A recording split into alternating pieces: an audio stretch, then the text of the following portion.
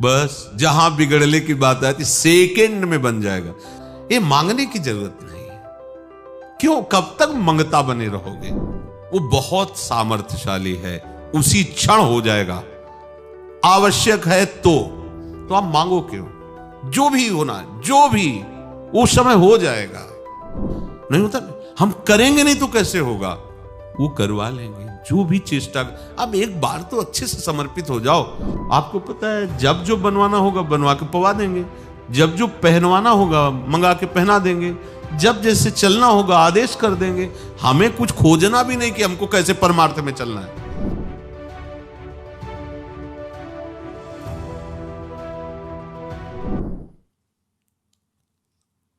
उपासक को कभी भी किसी से कहीं भी आकांक्षा नहीं कर रखनी चाहिए। इसमें बहुत धैर्य की आवश्यकता है। लगता है कि ऐसा अगर हम कह देते हैं तो काम चल जाएगा, और उसी समय वो अनंत ब्रह्मांडों का स्वामी आपके अंदर बैठा हुआ देख रहा है कि मेरे से नहीं बोल रहा, ये बाहर चाह कर रहा है, तो मौन, चुपचाप मौनी बाबा बने बैठे रहते हैं। और आपके मन में आया, उसी समय आप पलट गए। हिप, इतना महावैभवशाली प्रभु है हमारा स्वामी, अगर उसको ऐसा करना होगा तो कर देगा ना, हम क्यों मांगे? नहीं नहीं और नहीं। आकांक्षा का त्याग हो जाएगा। आप सच्चे मानिए, जिस समय आपको जो आवश्यकता वास्तविक होगी वो हो ही जाएगा। वो बहुत सामर्थ्यशाली है, उसी क्षण हो जाएगा। आवश्यक है तो आप मांगो क्यों? जो भी होना, जो भी उस समय हो जाएगा। जब हमें प्रभु से ही नहीं मांगना तो औरों से मांगने की बात क्या है? बिल्कुल नहीं मांग, अपने प्रभु से भी नहीं मांग। कोई बच्चे हैं क्या? वो अज्ञानी है क्या कि हम कहेंगे तभी वो बात पूरी करेंगे? खूब जानते हो, सर्वज्ञ हो, हमारे हृदय में भी बैठे हो। इस शरीर को जो आवश्यकता हो, व्यवहार में जो आवश्यकता हो, जो कर्तव्य में आवश्यकता वो दे दो, उसी से कर्तव्य कर देंगे, उसी से व्यवहार नहीं दोगे तो राधा राधा राधा राधा। बस हम आपसे भी नहीं चाहेंगे, वो आपसे भी नहीं चाहेंगे। वो परम पद का अधिकारी है। न कांक्षति, न द्वेष्टि और न कांक्षति। जरा इस पर ध्यान दो। आकांक्षा, कामना हम क्यों करें? इतने बड़े साहब हैं, जैसे मानो आप हम पर अपना भाव किए हैं। आपको पता है, जब जो बनवाना होगा बनवा के पवा देंगे, जब जो पहनवाना होगा मंगा के पहना देंगे, जब जैसे चलना होगा आदेश कर देंगे। हमें कुछ खोजना भी नहीं कि हमको कैसे परमार्थ में चलना है। हम तो बैठे हैं, आपकी जिम्मेवारी है कि हम कैसे चलें वो बोलो, कैसे जिए वो देखो, कैसे रहें वो तुम देखो। हम बस आपके हैं, बस इतने से ज्यादा हम और जानकारी नहीं चाहते। सब बना बनाया है। कई बच्चा के पेट आ जाएगा निकुंज रस, अपने आप आ जाएगा। ज्यादा जानकारी की जरूरत नहीं, ज्यादा परेशान होने की जरूरत नहीं।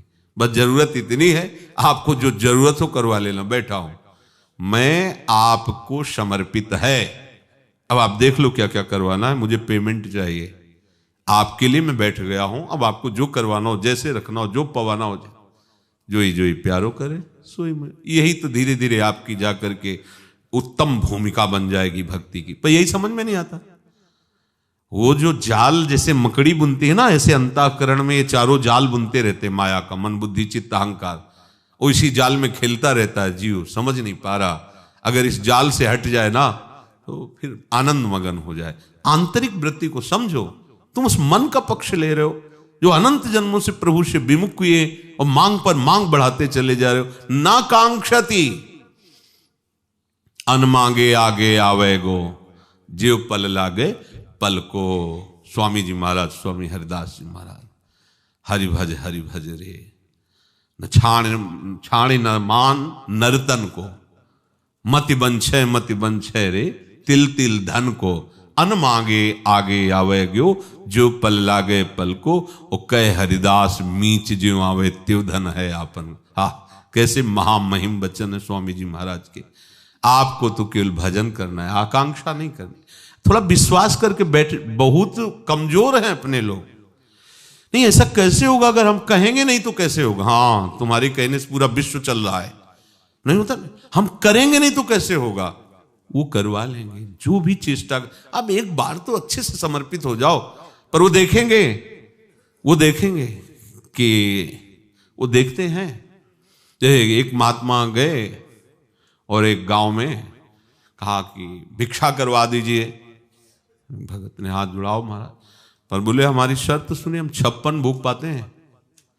अब जिससे 56 भोग कहे तो गांव के किसान गरीब आदमी तो हाथ जोड़ देते, महाराज हम जानते ही नहीं 56 भोग बना क्या पाएंगे, है ही नहीं इतना कुछ, नमक रोटी दाल ये तो पा सकते हो आप। पूरे गांव में चर्चा हो गई, महात्मा आए और विमुख जा रहे हैं 56 भोग। तो एक बहुत विवेकवान और सत्संगी थे, उन्होंने महात्मा जी के पास जाकर कहा कि निमंत्रण है आपका। तो उनका जानते हो? बोले हाँ, पूरा गांव जानता है कि आप 56 भोग आरोगी हैं, बिना 56 भोग के आप कुछ पाते नहीं। बोले हाँ। बोले हम 56 की व्यवस्था के अगर उसके आगे भी होगे तो 58 कर देंगे, आप चिंता मत करो, ठाकुर जी की कृपा है, समझे ना, तुम्हारे धैर्य की परीक्षा होगी। ले गए। अब 2 बजे दिन में 12 बजे तक हो जाना चाहिए, 2 बजे तक तो महात्मा जी चुप रहे। बोले 2 बज रहे हैं? महाराज 2-4 भोग की बात होती, 56 है। शाम हो गई। बोले महाराज 20-25 तो तैयार हो गए हैं, अभी 25 और 6 मतलब 31, अभी 31 है और आप 56 भोग के बिना कुछ पाएंगे नहीं। रात्रि के 10 बजे बोले महाराज अब 20 भोग रह गए हैं, बना कुछ नहीं बना। अब वो बोले इतनी भूख लगी और तुम?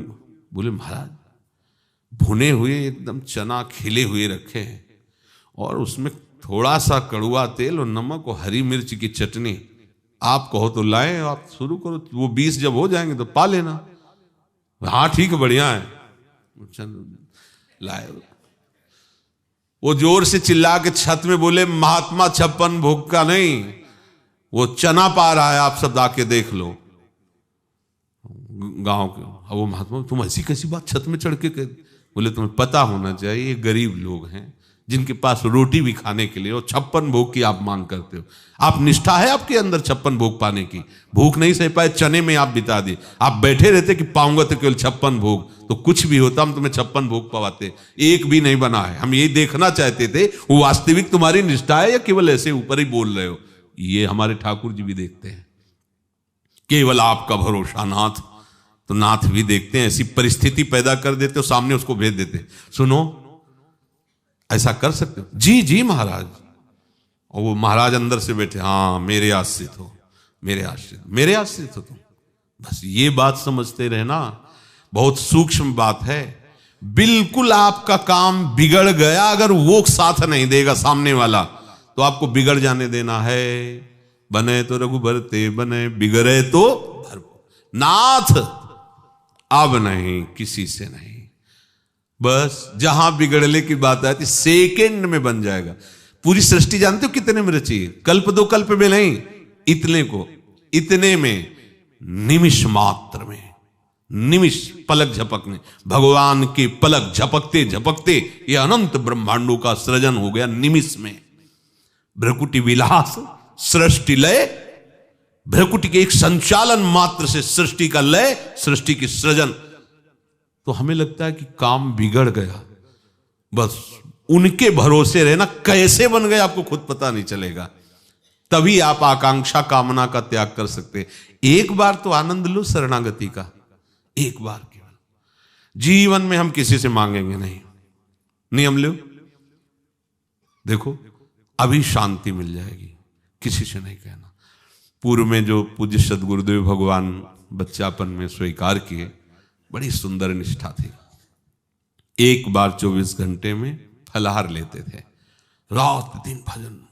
वो माला ऐसे जो लेता है, ऐसे वाला लंबा हो गोमुखी, उसमें एकदम आवेश भरा लाल चेहरा बना रहता, हर समय जप में। उन्हीं की कृपा से दिमाग में बात बचपन में बैठ गई थी कि निरंतर भजन करना ही सबसे बड़ा कर्तव्य है, निरंतर भजन करना ही सब शास्त्रों का सार। बैठ गई थी महाराज जी के संग से। उनकी हम आपको निष्ठा बताते हैं, एक बार केवल पाना है, अब जो भी गांव, कोई आलू उबाल के थोड़ा गुड़, कोई दूध लेके, कैसे भी एक बार भिक्षा का था, और वो कहीं जाते नहीं थे, वहीं आके देना होता था। और उसका नारियल का खप्पर था, सन्यासी थे ना, तो ऐसे खप्पर रख दिया। और आपने अगर पूछ लिया स्वामी जी डालें, तो खप्पर हटा लिया, नहीं ठीक है जाओ, अब नहीं पाएंगे, कल पाएंगे। पहले ही सबको बता दिया था, पूछना कुछ।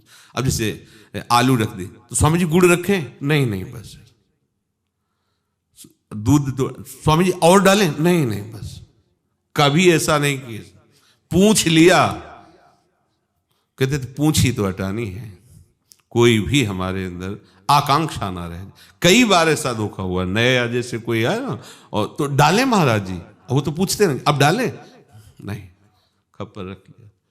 क्या अपराध में? तो बोले पूछना, उनका नियम था उनका, आप पूछ नहीं सकते, डालते चले जाओ, जितना डाल दो जितना। जहां पूछ लिया वही बंद। तो वहां जो प्रसाद देने आता था उसको पहले वो चुप रहता था, डालते गए जितना जो कुछ लाएगा शांत। कभी उन्होंने चाय का समय हो रहा, कभी नहीं, शांत एकदम। ऐसे पुराने संत महात्माओं के दर्शन और सानिध्य मिले, बिल्कुल शास्त्र उनके हृदय में बैठा हुआ है। और का नहीं पढ़े थे, स्कूल नहीं गए थे, क्योंकि जो पुराने जन होते थे ज्यादा पढ़ाई लिखाई कहाँ, अपना गांव गली में मेहनत किसानी ऐसे।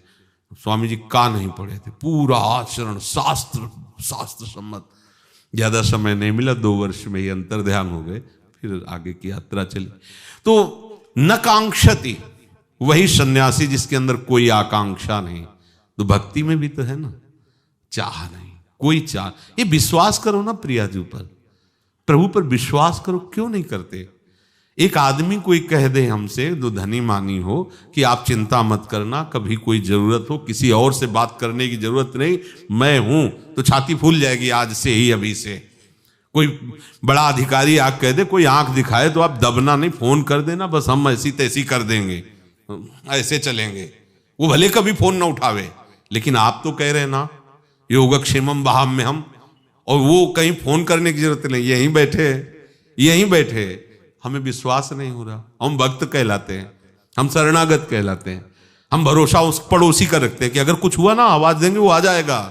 उसको उसकी जरूरत नहीं है, उसको आप अपना मानो, जिसको आवाज भी न देना पड़े आ जाए। तो आप कहोगे द्रौपदी ने जब तक पुकारा नहीं तो आ क्यों गया? क्योंकि अन्य आश्रय था।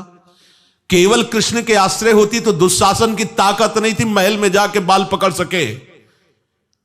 अगर केवल प्रभु का भरोसा केवल होता, प्रभु का भरोसा तो तब पूर्ण रूप से हुआ जब सब जगह निराशा हुई, नहीं तो किसी की ताकत नहीं थी कि जाकर द्रौपदी जी को स्पर्श कर सके। इसीलिए बुलाना पड़ा कि तुम्हारा भरोसा खत्म हो जाए तब बुला लेना। नहीं, हमारे स्वामी ऐसे नहीं है।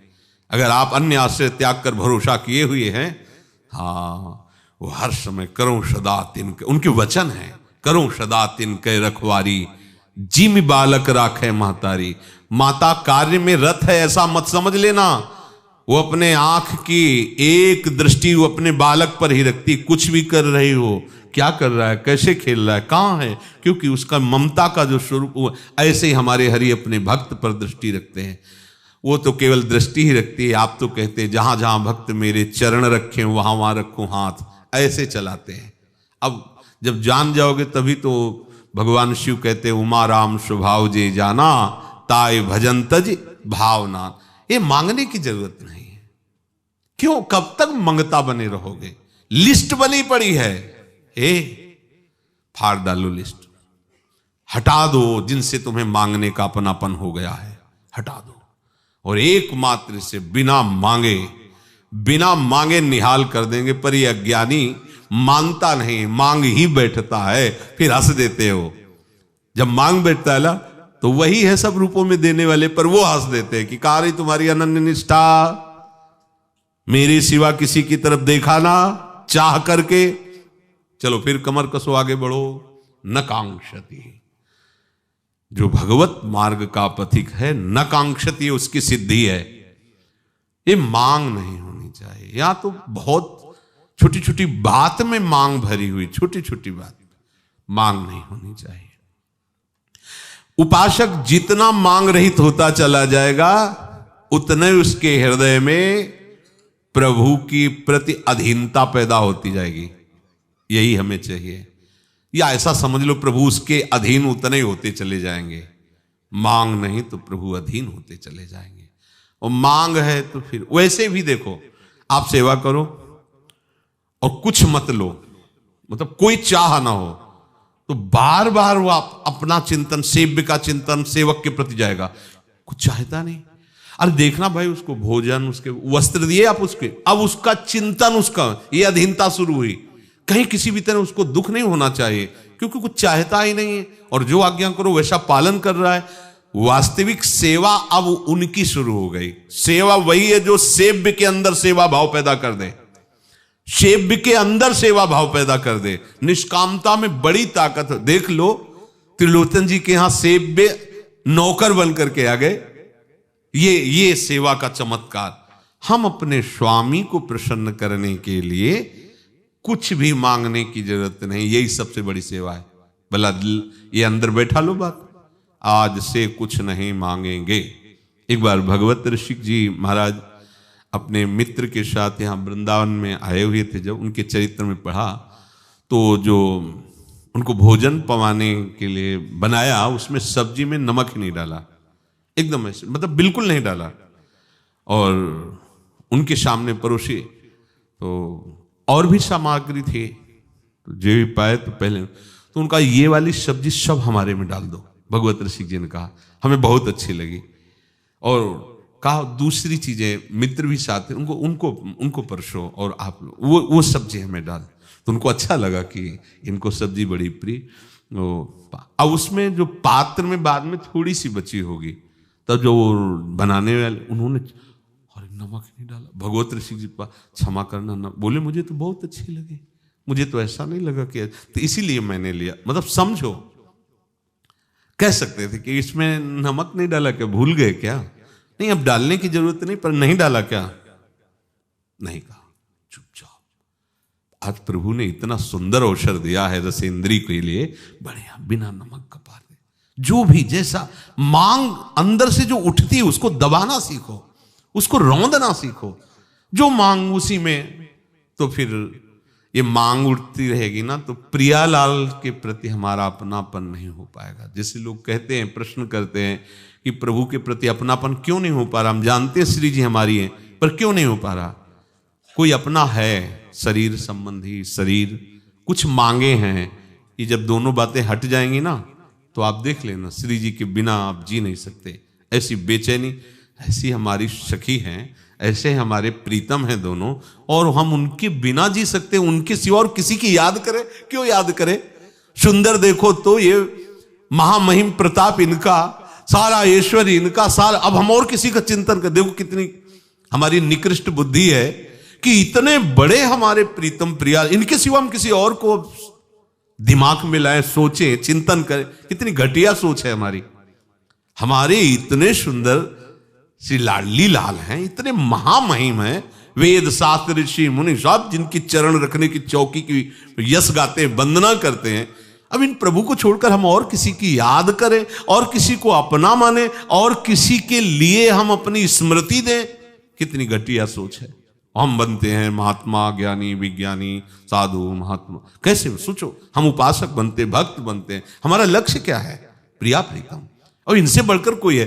अगर रूप का चिंतन करना तो इनका चिंतन, प्रताप का तो इनका, बल तो इनका देखो ना, इन्हीं के बल से सब बलवान है। वैभव ऐश्वर्य इनका, प्रेम तो इनका देखो, प्रेम समुद्र है। अब किसका हम चिंतन करें? ये क्यों चिंतन हो रहा है? अन्य का। बस कारण यही, कुछ मांगे हैं, कुछ अपनापन अन्य जगह है, इसीलिए प्रिया प्रीतम से अपनापन नहीं हो पाता। गेया सा नित्य सन्यासी, ये जो जान जाता है वो नित्य सन्यासी है। किसी से द्वेष नहीं करता, किसी से कुछ चाह नहीं रखता। ये चाह ही हमारी सबसे बड़ी बाधा है। चाह की पूर्ति नहीं हुई तो गुस्सा आ गया, द्वेष हो गया। चाह मिटाना ही साधुता है, आवश्यकता मिटाना ही साधुता है। हर परिस्थिति में हम सुखपूर्वक रह सके, हमें ऐसा अभ्यास करने का अवसर दिया गया है।